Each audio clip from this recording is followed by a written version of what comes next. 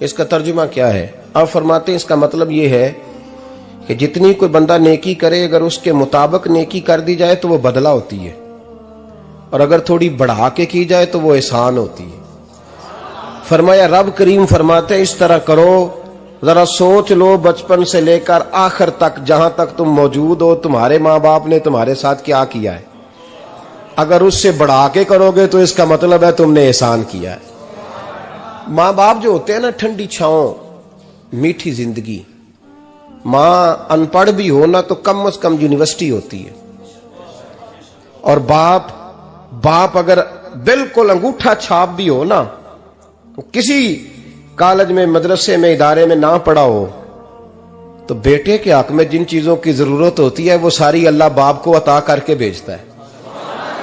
माँ बाप को ना कुछ इल्म लदुन्नी अल्लाह देता है कि बच्चों के लिए कैसे आगे बढ़ना है। माँ बाप एक हुस्न है मुआशरे का।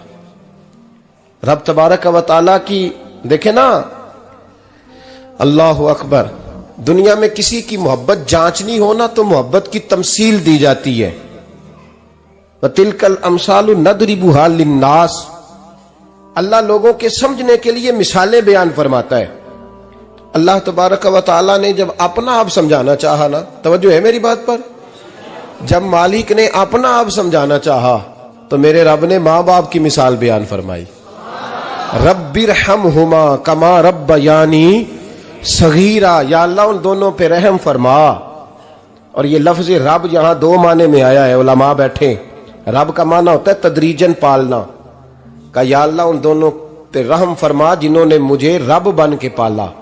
यानी मतलब क्या, यहां रबूबियत का माना पालने के माने में, तदरीजन पालना। मेरे नबी पाक सल्लल्लाहु अलैहि वसल्लम ने फरमाया अल्लाह तुमसे 70 माओं से ज्यादा मोहब्बत फरमाता है। ये इमाम सुयूती ने दुर्रे मंसूर में रवायत लिखी है। अच्छा भाई, अल्लाह ने भी मिसाल माँ की बयान फरमाई। फरमाया घर जाके अपनी अम्मा को देख लो, अम्मा तुमसे कितना प्यार करती है। बस उस प्यार को तोलना शुरू कर तो 70 माओं से भी ज्यादा रब तुमसे मोहब्बत फरमाने वाला है। माँ के सीने में ना, देखे ना, एक बच्ची होती है बीए, वो उसने कर लिया, उसकी अम्मा रोज कहती है बेटे सवेरे उठा कर।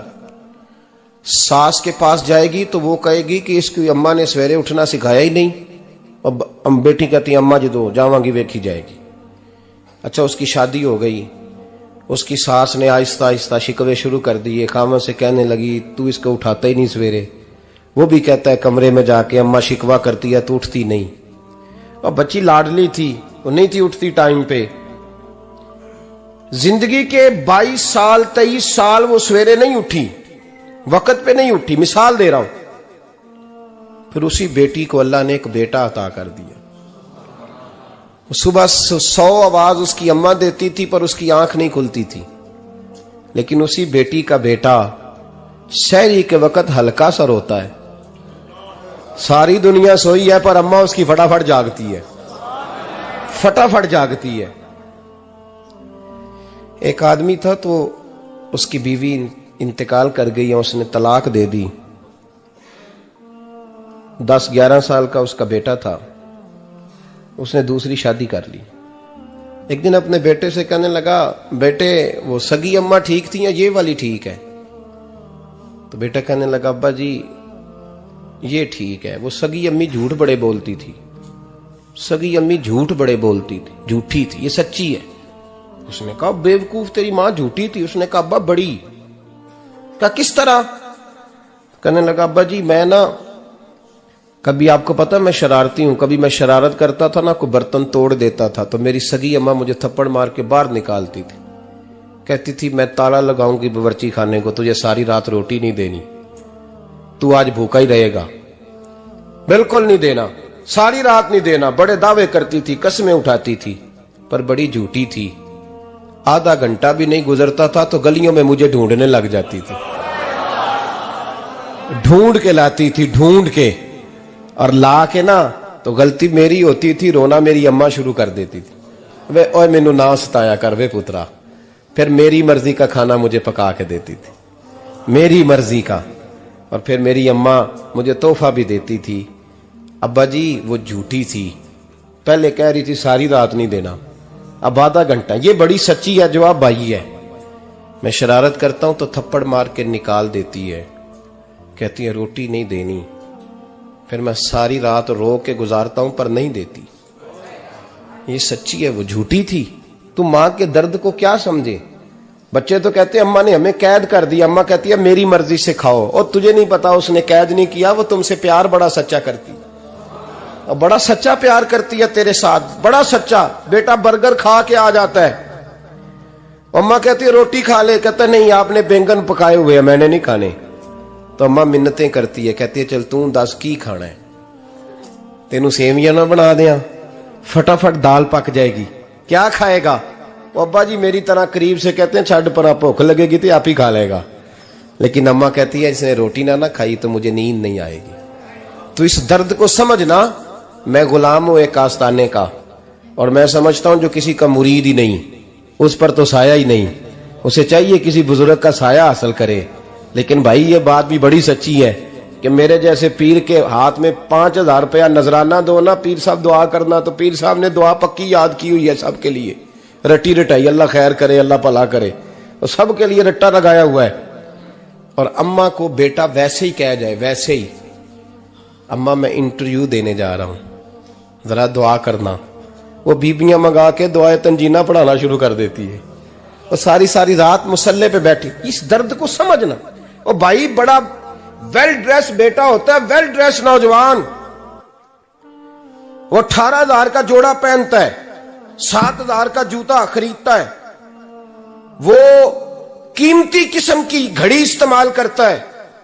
लेकिन उसी बच्चे के जब अपने बच्चे होते हैं ना, तो बीबी को कहता है ये ले 10,000 रुपया, बच्चों के कपड़े खरीद ले, मेरे सही है अभी कल ही तो खरीदे थे। और बाप, और तू समझा ही नहीं यार, 30 साल बाप ने जवानी सारी सऊदी अरब को दे दी, लेकिन तेरा ख्याल रखा।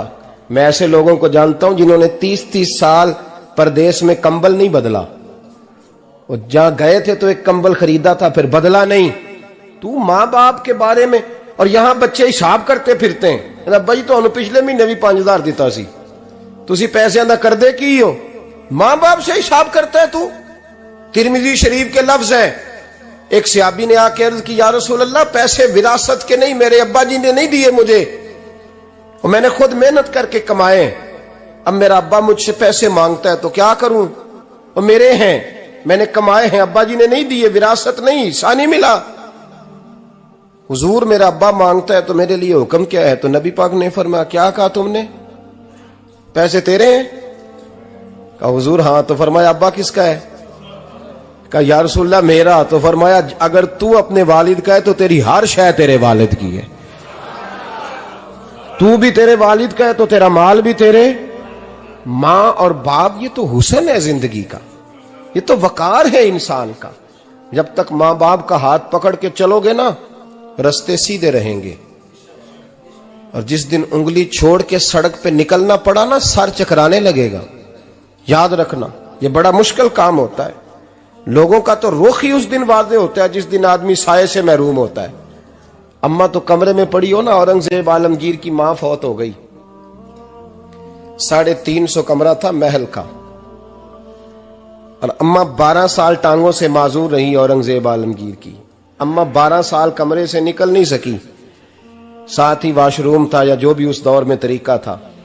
औरंगजेब जब महल में आते थे तो फिर भी सीधे अम्मा के पास जाते थे, और जब वापस निकलते थे फिर भी अम्मा के साथ। औरंगजेब की मां का जनाजा उठा तो औरंगजेब ने रोना शुरू किया।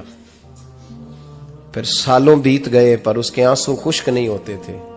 एक शख्स ने कहा तेरी कोई अनोखी मर गई है, सारी दुनिया की मरती हैं।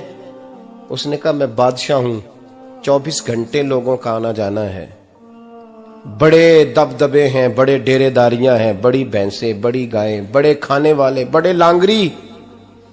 मेरी मां बूढ़ी थी, एक कोने में पड़ी रहती थी, पर जब से वो गई है ये मुझे महल नहीं लगता, मुझे कब्रिस्तान लगता है। मुझे लगता है ये कब्रिस्तान है।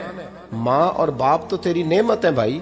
हम बच्चे, हमारे आजकल के बच्चों ने एक मसला बड़ा पक्का याद कर लिया, कहते मौलाना पीर साहब पसंद की शादी करना जायज नहीं। मैं कहता हूं साहब और भी बड़ी चीजें जायज है, एक ही शय जायज रह गई है।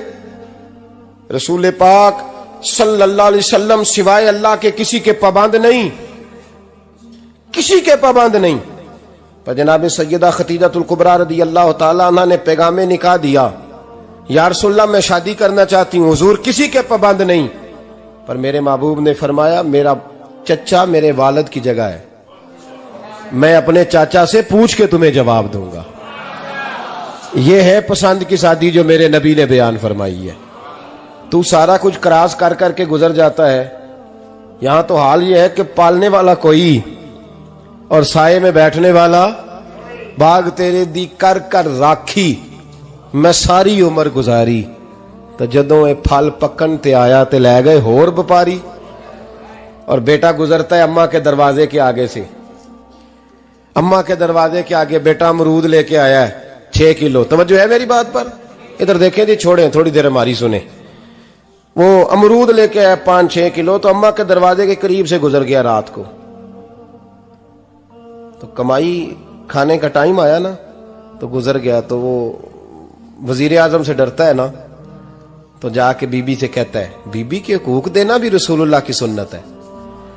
लेकिन ये क्या बात हुई, तूने बीवी और मां का मुकाबला शुरू करा दिया।